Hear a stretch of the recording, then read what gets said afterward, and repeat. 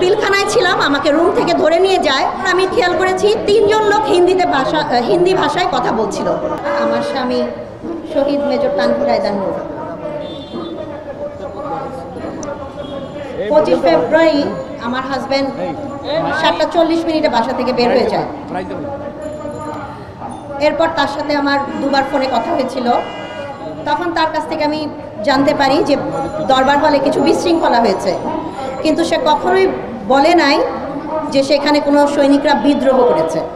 যে ঘটনাটাকে এ পর্যন্ত সাজানো হয়েছে যে বিদ্রোহ, এটা কখনো বিদ্রোহ ছিল না।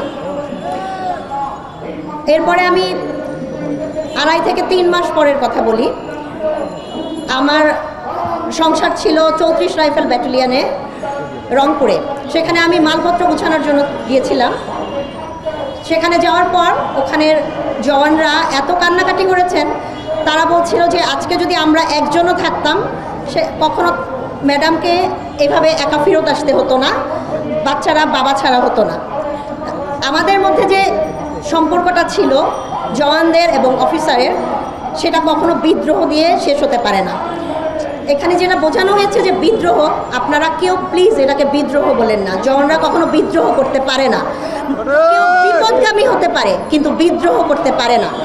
হাসিনা সরকার সামরিক বিষয়ক উপদেষ্টা, তার সাজানো সামরিক বিষয়ক উপদেষ্টা শেখ রেহানার দেবর মেজর জেনারেল তারেক সিদ্দিকী, তাদের সাজানো এটা ঘটনা ছিল, পরিকল্পিত একটা হত্যাকাণ্ড ছিল, বিডিআর বিদ্রোহ, কিন্তু এটা পিলখানা হত্যাকাণ্ড। তারা জওয়ানদের উপরে দোষ দিয়ে এটাকে এভাবে সাজিয়েছিল। তারপরে আসি, আমি যখন পিলখানায় ছিলাম, আমাকে রুম থেকে ধরে নিয়ে যায়। আমি যে রুমটার মধ্যে ছিলাম সেটা ছিল ছায়ানীর নামে 3 রুমের একটা বাসা। আমার রুমে 3 জন হিন্দিভাষী লোক প্রবেশ করে। 9 থেকে 12 জন লোক আমার রুমে প্রবেশ করেছিল, আমাকে রুম থেকে বের করে নিয়ে গিয়েছিল। বের করে নেওয়ার পর আমি খেয়াল করেছি 3 জন লোক হিন্দি ভাষায় কথা বলছিল। আর পিলখানাতে 3 বছরের মতো আমার হাজব্যান্ড, বিডিআরে 3 বছর আমার হাজব্যান্ড পোস্টিং ছিল। আমি কোনোদিন কোনো সৈনিকের মুখে হিন্দিতে কথা শুনিনি, কিন্তু এখানে বলা হয় তারা হিন্দি ভাষায় কথা বলছিল। আর আমার কোল থেকে আমার বাচ্চাদের কেড়ে নেওয়ার পর তাদের ড্রেস খুলে চেক করে তারা ছেলে নাকি মেয়ে। তারা তখন 2.5 বছর আর 9.5 মাস বয়সী ছিল। চেক করে তাদেরকে বলে যে পাকিস্তানি বাচ্চা একটাকেও বাঁচিয়ে রাখবো না। বিডিআর সদস্য কি কখনো বলবে পাকিস্তানি বাচ্চা একটা বাঁচিয়ে রাখবো না? নাকি আমার হাজব্যান্ড পাকিস্তানি ছিল, আমি পাকিস্তানি ছিলাম, আমরা কি বাংলাদেশি না? আমরা বাংলাদেশে জন্ম নিয়েছি না? আমার বাবা মা, তানভীরের বাবা মা কি বাংলাদেশি না? তাহলে কেন বলা হয়েছিল যে পাকিস্তানি বাচ্চা বাঁচিয়ে রাখবো না? এই কথাগুলা কার সাজানো, কার কথা? এগুলা কি অন্য দেশ থেকে বলা না? যারা হিন্দি কথা বলছিল তারা কারা বলছিল?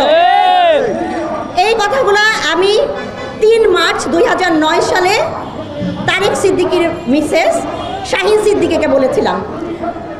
ওনাকে বলার পর উনি তখন আমাকে বলেছে এই কথা কোনোভাবে কোনো মিডিয়া কোনো জায়গায় বলা যাবে না। আমি কখনোই থামিনি, আমি বলেছি, আমি মিডিয়াতে বলেছি, সেই কথাগুলো কখনো প্রকাশ করতে দেওয়া হয়নি। আমি আবুল কাহার আকন্দের কাছে স্টেটমেন্ট দিয়েছি, এই কথাগুলোর উপরে আমি কখনো সাইন করতে চেয়েছি, সাইনের কাগজগুলো জমা নেওয়া হয়নি। আমি আর্মি হেডকোয়ার্টারে জমা দিয়েছি, তখন মইনি আহমেদ ছিলেন, কিন্তু এই জিনিসগুলো তারা রাখেননি। আমাকে তারা পরিকল্পিতভাবে তৈরি করে দিয়েছে যে স্টেটমেন্ট, ওখানে সাইন করতে বলেছে, যেটাই হিন্দি ভাষা কথাটা লেখা ছিল না, কিন্তু আমি সেখানে সাইন করিনি। তার কারণে আমাকে এই পর্যন্ত, মানে আজকের দিন পর্যন্ত, একটু আগে এনএসআইয়ের একজন লোক এসে আমাকে হ্যারাস করেছে। এই ঘটনাগুলো আমার সাথে রিপিটেডলি হয়ে যাচ্ছে। আমার যোগ্য সন্তানকে আইএসএসবি থেকে বাদ করা হয়েছে, এবং আমি কোনো কিছু নিয়ে, কোনো বাহিনীকে নিয়ে ছোট করে কথা বলতে চাচ্ছি না, কিন্তু অনেকের অযোগ্য সন্তান থাকছেন এবং যোগ্য সন্তানদের বাদ দেওয়া হচ্ছে। বরখাস্তকৃত লেফটেন্যান্ট জেনারেল মুজিবের সন্তান এবার 87তম লং কোর্সের অফিসার হয়ে বের হয়েছেন। সে যেই খুনি একজনকে বরখাস্ত করা হয়েছে, সে তো পালিয়ে গেছে। তার ছেলে কি এখন আর্মি অফিসার হইতে পারে? না। আমাদের এত কমিটমেন্ট দেওয়া হয়েছে, আমি সেগুলোতে আসবো না, কিন্তু আমার সন্তান ক্যাডেট কলেজ থেকে পাশ করার পর সে কি আইএসএসবি থেকে বাদ পড়ার মতো সন্তান হইতে পারে? তাকে আমাকে প্রথম দিন অনেক অপমান করা হয়েছে, আমি সেখানে গেলাম না। আমি শুধু এতটুকু বলতে চাই, আমার সন্তানকে কেন বাদ করা হয়েছে, কারণ আমি হিন্দি ভাষা এখনও শুনতে পাই। আমি সেপ্টেম্বরে শুনেছি, আমি অক্টোবর মাসে শুনেছি। আমার স্টেটমেন্ট নেওয়া এখনও হয় না। আমি সেনাপ্রধানের কাছে দরখাস্ত করেছি, আমার দরখাস্তের কোনো উত্তর আসে নাই। 3টা দরখাস্ত করেছি। আমি সেনাপ্রধানের সাথে 6 আগস্ট থেকে আমি 5 নভেম্বর পর্যন্ত দেখা করতে চেয়েছি। MA ব্রিগেডিয়ার জেনারেল এহসান আছেন, উনি কোনোভাবেই এটা দেখা করতে দিচ্ছেন না। আমার হাজব্যান্ডের লাশটা আজ পর্যন্ত আনআইডেন্টিফাইড। আমাকে এটা কোনোভাবেই ব্যবস্থা করে দেওয়া হচ্ছে না যে আমি কিভাবে আমার হাজব্যান্ডের ডেড বডিটা পাবো। এখন বিডিআর সদস্য যারা আছেন তারা তো অনেকে কষ্ট করছেন, তাদের পরিবার কষ্ট করছে, তারা নির্দোষ অবস্থায় জেলে আছে, তাদের জামিন হচ্ছে না। এগুলোর কি কোনো বিচার হবে না? তারা সুবিচার পাবে না? আমরা তো পাচ্ছি না, তারাও পাচ্ছে না। এই বিচার আমরা কার কাছে পাবো? কমিটি হবে, এভাবে চলতে থাকবে। এটা একটা চলমান প্রসেসেই থাকবে। কতদিন থাকবে? সব কিছু না হয় হবে, আমি বুঝলাম, কিন্তু কতদিন? আপনারা আমাদের সাহায্য করেন যেন আমরা এই জিনিসটা খুব দ্রুত সঠিকভাবে বিচার পাই। ধন্যবাদ। হত্যাকাণ্ড নিয়ে ভারতের নীল নকশা বাস্তবায়নের চেষ্টা করলে জনগণ পিঠের চামড়া ঠিক রাখবে না। একবারেই পরিষ্কার, এই হত্যাকাণ্ড আমাদের অস্তিত্বের সাথে জড়িত, বাংলাদেশের সার্বভৌমত্বের সাথে জড়িত। এটা নিয়ে কেউ যদি তাল বাহানা করার চেষ্টা করে আমরা বসে থাকবো না। আজকে বলা হচ্ছে ভারত আমাদের বন্ধু। 1971 সালে মুক্তিযুদ্ধে ভারত নাকি আমাদের মিত্র, সহযোগিতা করেছে। এটা টোটালি বোগাস, মিথ্যাচার। ভারত কোনোদিন বাংলাদেশের স্বাধীনতা সার্বভৌমত্বকে স্বীকারই করে নাই। ভারত শুধুমাত্র চেয়েছিল বাংলাদেশ যাতে পাকিস্তানের কাছ থেকে কাট অফ হয়ে যায়। দ্যাটস এনাফ, এতটুকুই। এর বাইরে ইন্ডিয়া আর এক চুল পরিমাণ সামনে চায় নাই। স্বাধীনতা মানে কি? ফ্রিডম মানে কি? ইন্ডিপেন্ডেন্স মানে কি? আরেকটা দেশের কাছে নতজানু হয়ে নমনম করা? নো, সেটার মানে স্বাধীনতা নয়। স্বাধীনতা মানে বিশ্ব দরবারে মাথা উঁচু করে দাঁড়ানো, বিশ্ব দরবারে চোখে চোখ রেখে বার্গেনিং করা, নিজের দেশকে তুলে ধরা, এটাই স্বাধীনতা। আর ভারত এটা কোনোদিন চায় নাই।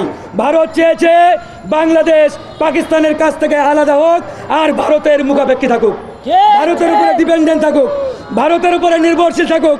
এটাই ইন্ডিয়া 1971 সালে চেয়েছিল। আর 54টি বছর সেটাই বাস্তবায়ন হয়েছে বন্ধুগণ। যাই হোক, কথা বাড়াতে চাই না। পরিশেষে একটাই আবেদন থাকবে আমাদের, আমরা এই বিজেপিকে দেখতে চাই না। এই বিজেপিকে অনতিবিলম্বে পরিবর্তন করে বিডিআর বানাতে হবে। আমরা বিডিআর চাই, আমাদের সীমান্তরক্ষী বাহিনী, আমরা বিডিআর চাই, বিজেপি নয়। আর পিলখানায় হত্যাকাণ্ডে যারা এখনো কারাগারে বন্দী, তাদের অনতিবিলম্বে মুক্তির ব্যবস্থা করতে হবে, মুক্তি দিতে হবে। আর এই ঘটনার পুঙ্খানুপুঙ্খ তদন্তে একটি জাতীয় কমিশন গঠন করতে হবে, যেই কমিশনে আর্মির সাবেক অফিসাররা থাকবেন, মানবাধিকার কর্মীরা থাকবেন, বিচার বিভাগের আপিলিয়েট ডিভিশনের 2 জন বিচারপতি থাকবেন। এদের সমন্বয়ে একটি জাতীয় তদন্ত কমিশন করতে হবে। এর বাইরে যদি ভাউতাবাজির কোনো কমিশন করা হয়, আমরা সাথে সাথে ঘৃণা ভরে ছুঁড়ে ফেলবো সেই কমিশনকে। ধন্যবাদ, আল্লাহ হাফেজ।